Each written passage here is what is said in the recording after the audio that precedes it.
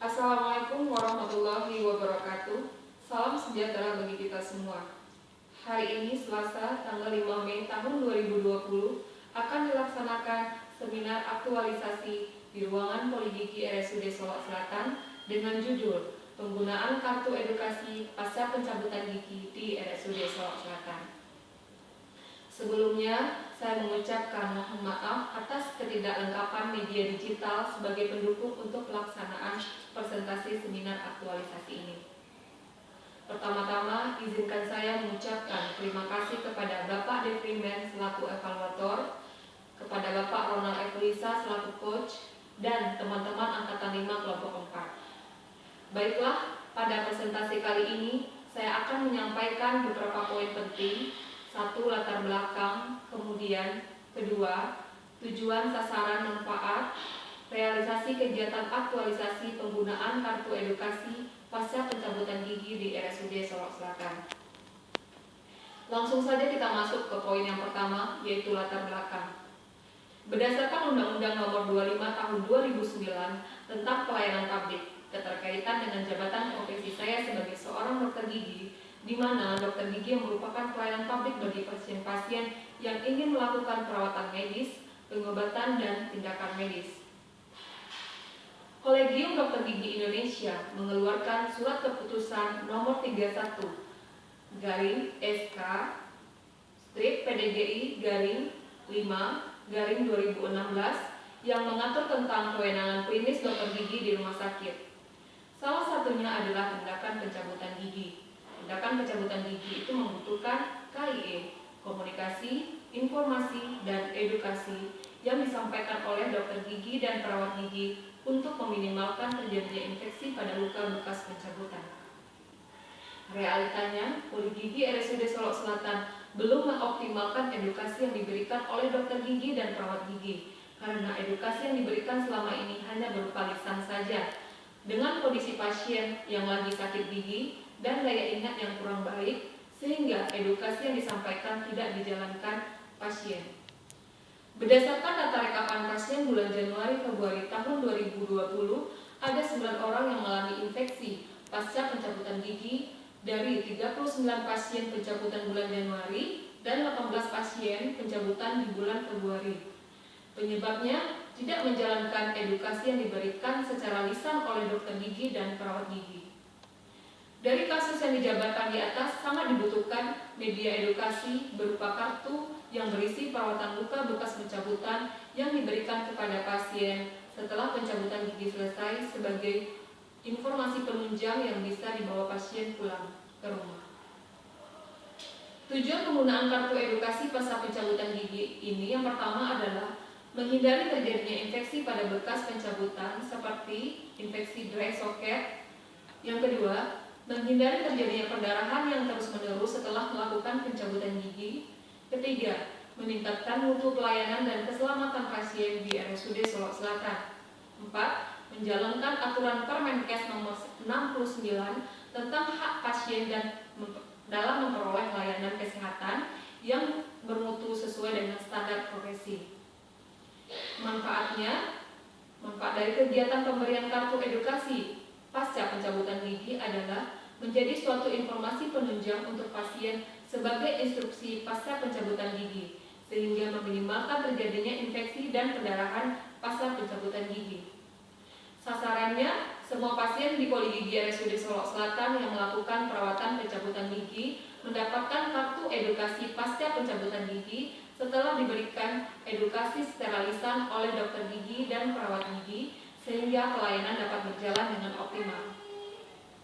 Dengan adanya infeksi yang ditimbulkan pasca pencabutan gigi karena edukasi yang diberikan oleh dokter gigi dan perawat gigi belum optimal, maka atas dasar isu tersebut, saya yang profesi sebagai dokter gigi membuat suatu inovasi berupa media yang menarik berbentuk kartu edukasi pasca pencabutan gigi yang berisi tentang perawatan luka bekas pencabutan gigi, sehingga menghindari kemungkinan terjadinya infeksi perdarahan, dan kegiatan ini juga bertujuan untuk meningkatkan mutu pelayanan di Rumah Sakit RSUD Solok Selatan.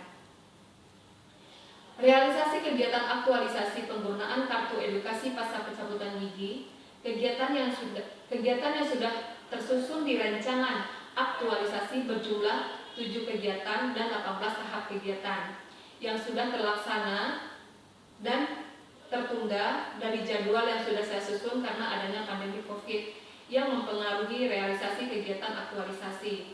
Karena sebelumnya alat pelindung diri yang kami punya di Poligigi RSUD Solok Selatan hanya berupa masker dan handscoon, sedangkan resiko kami untuk tertular COVID sangat tinggi sekali. Setelah mendapatkan alat pelindung diri yang lengkap yang terdiri dari baju hazmat, gaun, face shield, masker N95, masker bedah, cover shoes, realisasi pemberian kartu mulai berjalan. Indikasi pasien yang dilakukan tindakan pencabutan gigi hanya pada kasus yang mengalami kegoyangan saja dan termasuk gigi anak-anak yang sudah goyang, di mana gigi permanen yang mau tumbuh, karena kalau tidak segera dilakukan akan berdampak pada tumbuh kembang gigi permanennya. Dan Pengurus Besar Dokter Gigi Indonesia mengeluarkan surat edaran tanggal 17 Maret tahun 2020 untuk menunda sementara kasus yang tidak bersifat darurat hanya melayani pasien yang bersifat darurat saja, seperti nyeri yang tak tertahankan, gusi bengkak, perdarahan, trauma pada gigi dan tulang rahang, pencabutan gigi goyang.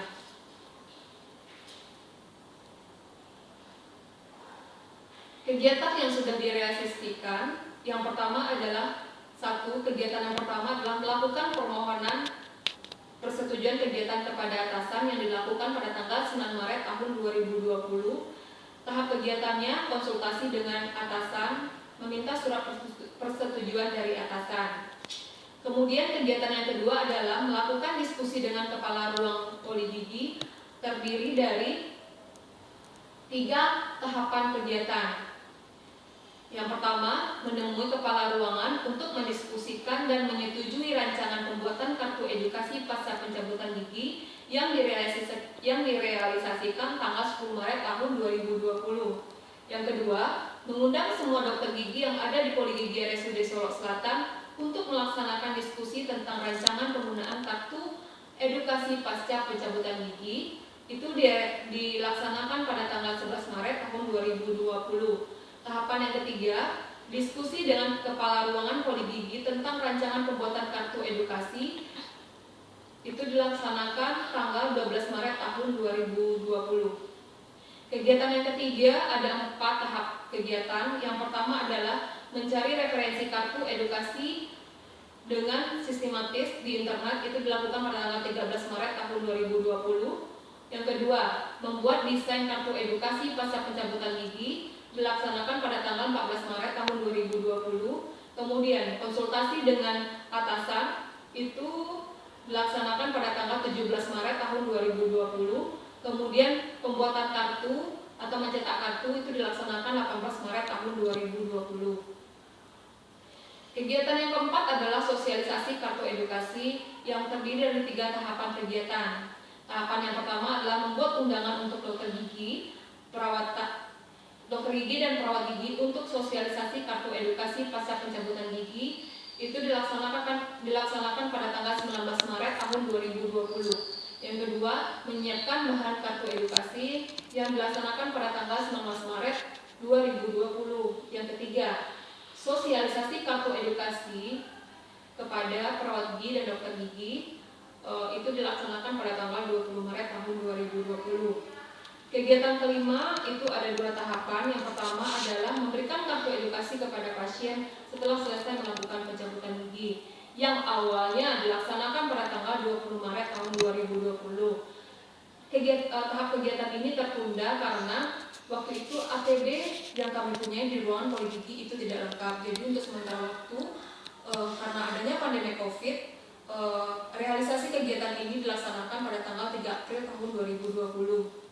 Yang kedua, tahapan yang kedua adalah membuat rekapan data pasien yang telah menerima kartu edukasi setelah pencabutan gigi yang dilaksanakan pada tanggal 30 April tahun 2020. Kemudian, kegiatan yang keenam adalah melakukan survei keberhasilan pemakaian kartu edukasi pasca pencabutan gigi. Terdiri dari 2 tahapan, yaitu Yang pertama adalah mengumpulkan data pasien yang kembali datang ke rumah sakit akibat infeksi yang ditimbulkan pasca pencabutan. Yang kedua adalah membuat laporan hasil survei yang saya laksanakan pada tanggal 1 Mei tahun 2020. Kegiatan yang ketujuh adalah membuat laporan dan meng-ACC-kan laporan ke mentor.